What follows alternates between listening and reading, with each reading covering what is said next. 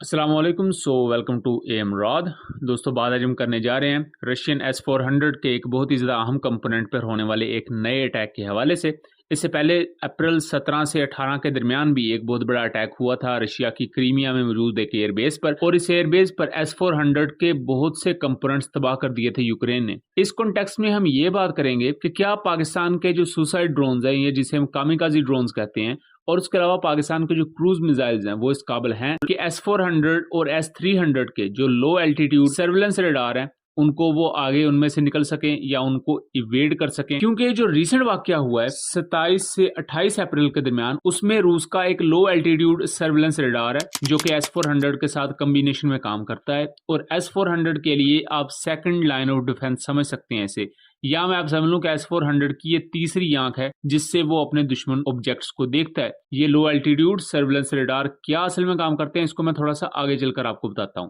तो खबर कुछ यूं है कि यूक्रेन ने एक वॉरमेट 3.0 कामिकाजी ड्रोन की मदद से रशिया के एक S-400 सिस्टम को निशाना बनाने की कोशिश की है, और इस दौरान उन्होंने पोडलेट K1 रडार को निशाना बनाया है। उसकी तस्वीर आप यहाँ देख सकते हैं, और ये तस्वीर एक्सक्लूसिव है जो कि उस ड्रोन से खुद कैप्चर की गई हैं, और जब वो ड्रोन टकराता है इस रडार को तो तस्वीर गायब हो जाती है। और उस तमाम प्रोसेस को भी कैप्चर करने के लिए एक दूसरा ड्रोन यूज किया जा रहा था, एक क्वाडकॉप्टर।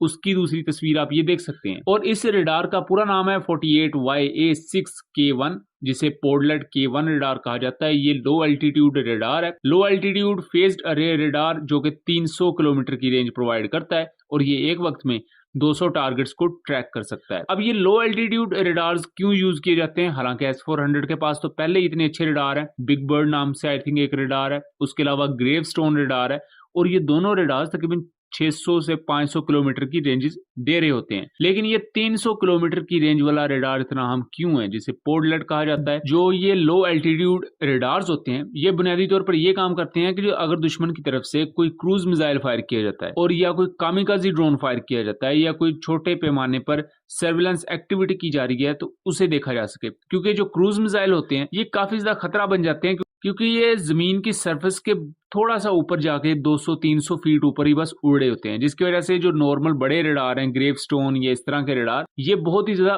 ऊंचाई वाले एरिया पर, बहुत ज्यादा बुलंदी पर जाके चीजों को ट्रैक करने की कोशिश कर रहे होते हैं। इस वजह से चांसेस होते हैं कि ये जो छोटे छोटे ड्रोन्स हैं या ये जो क्रूज मिसाइल है ये इनसे बच निकलने में कामयाब रहेंगे। इस वजह से लो एल्टीट्यूड रडार को भी यूज किया जाता है। और इसी तरह का रशिया का एक लो एल्टीट्यूड सर्विलेंस रडार है जिसे पोडलेट K1 कहा जाता है। पोडलेट K1 बुनियादी तौर पर अब डिजाइन ही चूंकि इस वजह से किया गया था ताकि इस तरह के क्रूज मिसाइल्स और कामिकाजी ड्रोन्स को सर्च किया जा सके, उन्हें ट्रैक किया जा सके, एंड अल्टीमेटली कमांड व्हीकल के तहत फिर S-400 या अगर वहां S-300 भी हैं तो उन्हें फिर कमांड दी जाती है कि आप इन पर फायर करें। लेकिन जब असल अब कॉम्बैट फुटेज हमारे सामने आती है तो हम देख रहे हैं कि एक कामिकाजी ड्रोन है जो कि लो एल्टीट्यूड पर ही उड़ा है, और वो बड़े आराम से जाके इस पूरे के पूरे रडार को हिट करता है और हिट होती है। और यहाँ में देखने को मिलता है कि जो लो एल्टीट्यूड रडार है ये लो एल्टीट्यूड पर ही उड़ते हुए एक चीज को डिटेक्ट नहीं कर पाता। अगर वो डिटेक्ट कर लेता है तो S-400 के कमांडिंग व्हीकल कमांड नहीं दे पाते, जिसकी वजह से S-400 काउंटर नहीं कर सकता।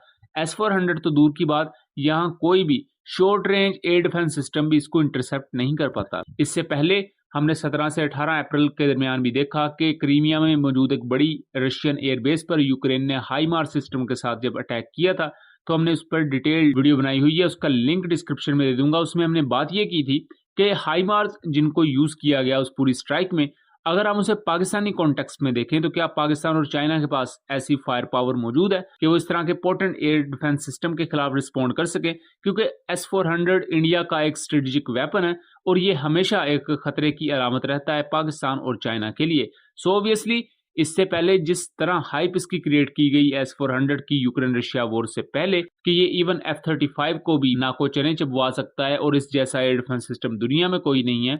और इसकी बेहतरीन मिसाल हमें इंडियन मीडिया की रिपोर्टिंग भी देखने को मिलती है, जहां इसकी अजमतों को बयान करने के लिए जमीन व आसमान के कलाबे मिलाई गए। लेकिन जब से यूक्रेन रशिया वॉर स्टार्ट हुई है multiple times S-400 system destroy हो चुका है।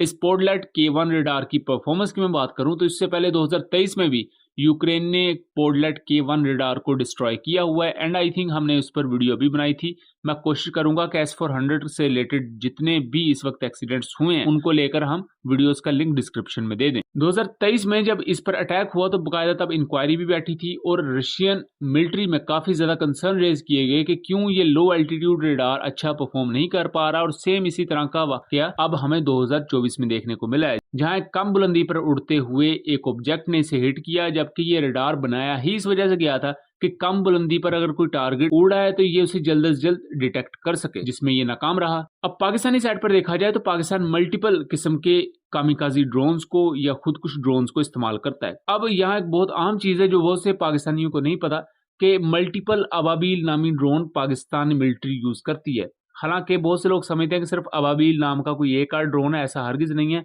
3-4 किस्म के ड्रोन्स हैं मुख्तलिफ किस्म के, और उनके नाम एक ही है, अबाबील। जैसा कि आप ये ड्रोन देखें, ये पाकिस्तान ऑर्डिनेंस फैक्ट्री ने बनाया था। 2022 में इसकी सबसे पहले तस्वीर आई थी और इसका नाम भी अबाबील है। उसके अलावा पाकिस्तान एक क्वाडकॉप्टर यूज करता है जिसे रिसेंटली काउंटर टेररिज्म ऑपरेशन में यूज भी किया गया, उसका नाम भी अबाबील है। इसके अलावा एक और ड्रोन भी है पाकिस्तान का, आई थिंक उसे गिड्स बनाती है, उसका नाम भी अबाबील है। और इस तरह पाकिस्तान की मुख्तलिफ दूसरी कंपनीज हैं जो मुख्तलिफ किस्म के सुसाइड ड्रोन बनाती है। रिसेंटली पाकिस्तान ने टर्किश यीहा 3 ड्रोन को भी अपनी इन्वेंट्री में शामिल किया है, और इन यीहा 3 ड्रोन्स को पाकिस्तान ट्रांसफर ऑफ टेक्नोलॉजी के तहत अपने मुल्क में बना रहा है। अब पाकिस्तानी मेड सुसाइड ड्रोन्स पर जो इससे पहले हमने वीडियोस बनाई हुई हैं, मैं उनका लिंक भी डिस्क्रिप्शन में दे दूंगा। The description is gonna be a bit messy. खैर, हम अपने टॉपिक की तरफ आ जाते हैं। तो पाकिस्तान के पास मल्टीपल ऐसे ऑब्जेक्ट्स हैं जो लो एल्टीट्यूड पर बहुत ही बेहतर परफॉर्मेंस दे सकते हैं। यीहा 3 ड्रोन को हम वॉरमेड ड्रोन से कंपेयर कर सकते हैं काफी हद तक। स्पेसिफिकेशन वाइज इवन यीहा 3 काफी हद तक बेहतर है उस वॉरमेड ड्रोन से, लेकिन यहाँ हमें एक बहुत ही ज्यादा लैक नजर आता है परफॉर्मेंस का रशियन वेपन्स में। यानी कि रशियन वेपन्स, खास तौर पर रशिया के एयर डिफेंस सिस्टम को इवन वेस्टर्न साइड पर भी इससे पहले प्रेज किया जाता था, या मैं यूं कहूंगा मगरबी साइड डर भी रही थी एक हद तक, ये जो S-400 है ये कर सकता होगा, वो कर सकता होगा, बट अल्टीमेटली अब वो चीजें शैटर हो रही हैं। ये इसी तरह है जैसे अमेरिकन F-35 है, बेशक बहुत अच्छा एयरक्राफ्ट है, लेकिन जब से उसके सॉफ्टवेयर में ग्लिचेस आना शुरू हुए हैं और जब से F-35 के नए ब्लॉक्स के लिए सॉफ्टवेयर डेवलप किया जा रहा है, क्योंकि पुराने सॉफ्टवेयर में काफी ज्यादा प्रॉब्लम्स हैं जो कि अमेरिकन एयरफोर्स के साथ साथ बाकी एयरफोर्सेस भी फेस कर रही हैं, तो तब से उस पर भी सवालात उठ रहे हैं। सेम हमें रशियन साइड पर भी चीजें देखने को मिल रही हैं, यानी कि जैसा PR में चीज को दिखाया जा रहा था चीज वैसी नहीं थी। इसी तरह में पोर्टलैट K1 रेडार की परफॉर्मेंस भी देखने को मिलती है। ये था एक एनालिसिस। उम्मीद करता हूँ चीज़ें क्लियर रही होंगी। वीडियो पसंद आई हो तो इसे ज़्यादा से ज़्यादा शेयर कीजिएगा एंड चैनल को सब्सक्राइब कीजिएगा। मिलेंगे अगली वीडियो में, तब तक के लिए अल्लाह हाफिज़।